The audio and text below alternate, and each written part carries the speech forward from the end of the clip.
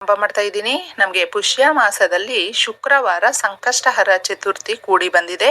ನಮ್ಮ ಸಂಕಟಗಳನ್ನೆಲ್ಲ ಬಗೆಹರಿಸುವಂತ ಗಣಪತಿಯ ಪೂಜೆಯನ್ನ ಯಾವ ತರ ಮಾಡಬೇಕು, ತುಂಬಾ ಸರಳ ವಿಧಾನದಲ್ಲೇ ಬೆಲ್ಲದ ಪರಿಹಾರವನ್ನ ಮಾಡ್ಕೊಳ್ಳಿ, ತುಂಬಾ ಚೆನ್ನಾಗಿರುತ್ತೆ. ಹಾಗೂ ಮತ್ತೊಂದು ಪರಿಹಾರವನ್ನ ಕೂಡ ತಿಳಿಸ್ತಾ ಇದ್ದೀನಿ. ಬೆಲ್ಲ ಅನ್ನೋದು ತುಂಬಾ ಪರಿಶುದ್ಧವಾದಂತ ಎಲ್ಲಾ ವಸ್ತುಗಳಲ್ಲೂ ಕೂಡ ಹಾಗೂ ನಾವು ಎಲ್ಲ ದೇವರಿಗೂ ನೈವೇದ್ಯವಾಗಿ ಪ್ರಸಾದದ ರೂಪದಲ್ಲಿ ಸೇವನೆ ಮಾಡುವುದು ಆಗಲಿ, ನೈವೇದ್ಯಕ್ಕೆ ಇಡುವುದಾಗಲಿ, ಬೆಲ್ಲವನ್ನು ತುಂಬ ಪರಿಶುದ್ಧವಾಗಿ ಪರಿಗಣನೆಗೆ ತಗೊಳ್ತೀವಿ. ತುಂಬ ಆರೋಗ್ಯ ದೃಷ್ಟಿಯಲ್ಲೂ ಅಷ್ಟೇ ನಮಗೆ ಒಂದು ಶಕ್ತಿ ಕೊಡುವಂಥದ್ದು ಕಬ್ಬಿಣಾಂಶ ಅಂತ ಹೇಳ್ತೀವಿ, ಐರನ್.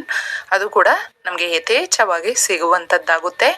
ನೀವು ಆ ದಿನ ಏನು ಮಾಡಬೇಕು ಅಂದರೆ, ಒಂದು ಪೇಪರಲ್ಲಿ ಒಂದು ತುಂಡು ಬೆಲ್ಲವನ್ನು ಹಾಕಿಬಿಟ್ಟಿದ್ದೆ, ಸ್ವಲ್ಪನೇ ಹಾಕಿ, ಖರ್ಜೂರ ಇದ್ದರೆ 2 ಖರ್ಜೂರ ಹಾಗೂ ಸ್ವಲ್ಪ ಅರಿಶಿಣ ಕುಂಕುಮ ಹಾಕಿಬಿಟ್ಟು ಫೋಲ್ಡ್ ಮಾಡಿಬಿಟ್ಟಿದೆ ಗಣಪತಿ ಫೋಟೋ ಮುಂದೆ ಇಡಬೇಕಾಗುತ್ತೆ. ಇಟ್ಬಿಟ್ಟು ಸಂಕಲ್ಪ ಮಾಡ್ಕೊಳ್ಳಿ.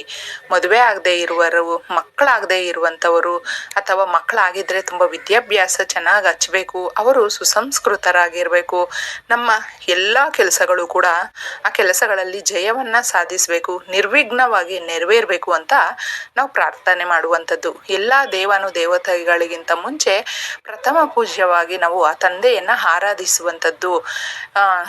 ನಮಗೆ ಬ್ರಹ್ಮದೇವನು ಕೂಡ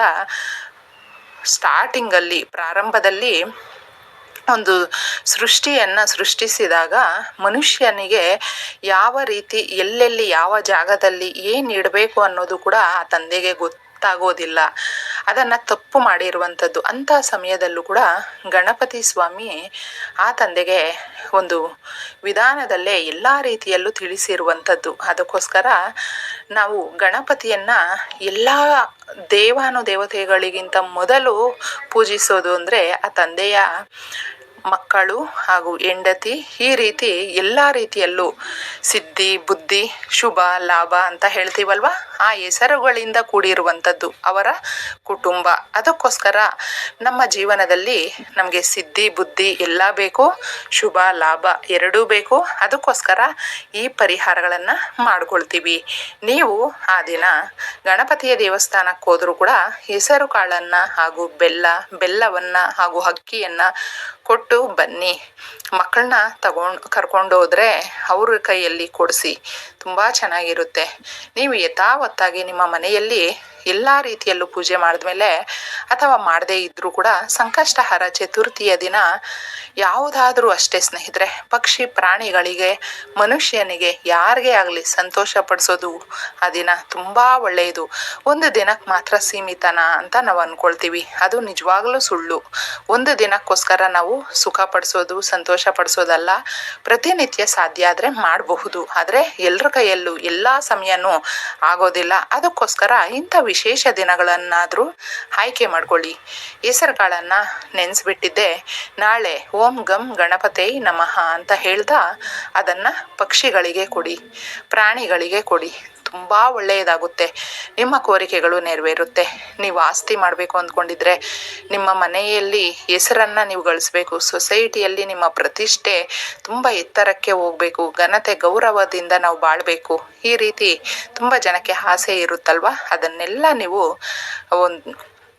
ಈ ತಂದೆಯ ಆಶೀರ್ವಾದದಿಂದ ಜಯಿಸ್ಕೊಳ್ಬಹುದು ಸ್ನೇಹಿತರೆ. ಹಾಗೆ ಇನ್ನೊಂದು ಪರಿಹಾರವನ್ನು ಯಥಾವತ್ತಾಗಿ ನಿಮ್ಮ ಮನೆಯಲ್ಲಿ ಇದನ್ನು, ಅದು ಸಂಕಷ್ಟಹರ ಚತುರ್ಥಿಯ ದಿನ ಮಾಡ್ಕೊಳ್ಳೋದು ಬಹಳ ಒಳ್ಳೆಯದು.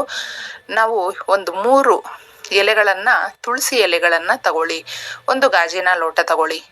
ಎಲ್ಲ ಪೂಜೆ ಪುನಸ್ಕಾರ ಆದಮೇಲೆ ನಾವು ಈ ಪರಿಹಾರವನ್ನು ಬಂದು ಸಂಜೆ 7 ಗಂಟೆಯಿಂದ 10 ಗಂಟೆಯ ಒಳಗೆ ಮಾತ್ರ ಮಾಡ್ಕೊಳ್ಬೇಕಾಗುತ್ತೆ.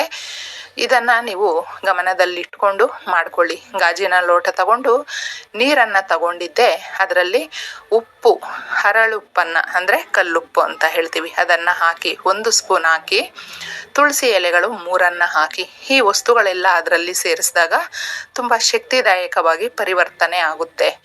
ಅದನ್ನು ನೀವು ಸಂಕಲ್ಪ ಮಾಡಿಕೊಂಡು ಕೇಳಿಕೊಂಡು, ನಮ್ಮ ಮನೆಯಲ್ಲಿರುವ ಎಲ್ಲ ದಾರಿದ್ರ್ಯ ತೊಲಗಿ ಹೋಗಲಿ, ಕಷ್ಟಗಳನ್ನೆಲ್ಲ ತೊಲಗಿಸು, ಸುಖ ಸಂತೋಷ ಅನ್ನೋದು, ಸಮೃದ್ಧಿ ಅನ್ನೋದು ನೆಲೆಸಬೇಕು. ತುಂಬ ಚೆನ್ನಾಗಿ ನಾವು ಕೂಡ 4-6 ಜನಕ್ಕೆ ನಮ್ಮ ಕೈಯಾರ ಸಹಾಯ ಮಾಡುವಂಥ ಒಂದು ಸ್ಟೇಜ್ಗೆ ನಾವು ಹೋಗಬೇಕು.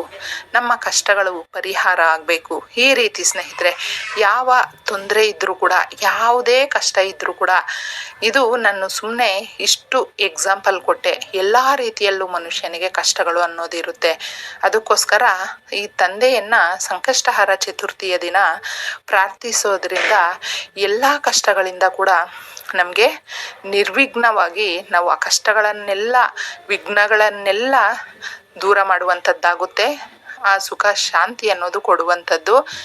ಆ ಲೋಟದಲ್ಲಿ ನಾವು ಅದನ್ನು ತುಂಬಿಸಿರ್ತೀವಲ್ವ, ಕೇಳ್ಕೊಳ್ತಾ ಎಲ್ಲ ರೀತಿಯಲ್ಲೂ ನೀವು ಕೇಳಿಕೊಂಡು ಅದಾದಮೇಲೆ ನಿಮ್ಮ ಮನೆಯ ಹೊರಗೆ ಬಂದು ಇದನ್ನು ಪ್ರೋಕ್ಷಣೆ ಮಾಡಿ.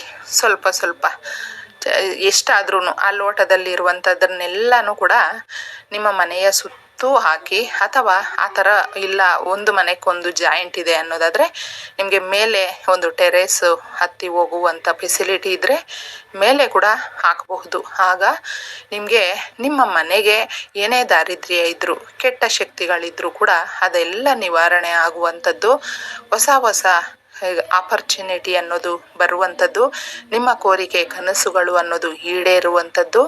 ಎಲ್ಲ ರೀತಿಯಲ್ಲೂ ಕೂಡ ಸಂಕಷ್ಟಹರ ಚತುರ್ಥಿಯ ದಿನ ಬಹಳ ಬೇಗ ಈ ರೀತಿಯ ಪರಿಹಾರಗಳನ್ನು ಮಾಡಿಕೊಂಡಾಗ ತುಂಬ ಚೆನ್ನಾಗಿರುವಂಥದ್ದು. ಎಲ್ಲ ಪೂಜೆ ಆದಮೇಲೆ ನೀವು ರಾತ್ರಿ ಹೋಗಿ ಆಚೆ ನಿಂತ್ಕೊಂಡಿದ್ದೆ ಚಂದ್ರನನ್ನು ನೋಡುತ್ತಾ ಆ ಚಂದ್ರದೇವನಿಗೆ ನೀವು ಮುಂದೆ ಸಾಕ್ಷಿಯಾಗಿ ಏನಾದರೂ ನಿಮ್ಮ ಮನಸ್ಸಿನ ಕೋರಿಕೆಗಳು, ಎಲ್ಲರ ಹತ್ರ ಕೂಡ ನಾವು ಶೇರ್ ಮಾಡೋದಕ್ಕಾಗೋದಿಲ್ಲ, ಹೇಳ್ಕೊಳ್ಬಹುದು. ಸಾಕಷ್ಟು ಜನ ನಮ್ಮ ಪ್ರೀತಿ ನಮಗೆ ಸಿಗಬೇಕು, ನಾವು ತುಂಬ ಪ್ರೀತಿ ಮಾಡಿದ್ದೀವಿ, ಅವರು ನಮ್ಮನ್ನು ದೂರ ಮಾಡಿದ್ದಾರೆ, ಈಗ ಅವರು ನಮಗೆ ಸಿಕ್ಕಿದ್ರೆ ಸಾಕು, ಈ ಥರ ತುಂಬ ಕಮೆಂಟ್ಸ್ ಮಾಡ್ತಾ ಇರ್ತೀರಲ್ವ. ಅವರೇನಾದರೂ ನೀವು ನೋಡ್ತಾ ಇದ್ದರೆ ತಪ್ಪದೆ ಚತುರ್ಥಿಯನ್ನು ನೀವು ಒಂದು ಪೂಜಿಸಿ ಆ ತಂದೆಯನ್ನು ಎಲ್ಲ ಕಷ್ಟಗಳು ಕೂಡ ದೂರ ಆಗುವಂಥದ್ದು, ನಿಮ್ಮ ಕೋರಿಕೆಗಳು ಬೇಗ ನೆರವೇರುವಂಥದ್ದಾಗುತ್ತೆ.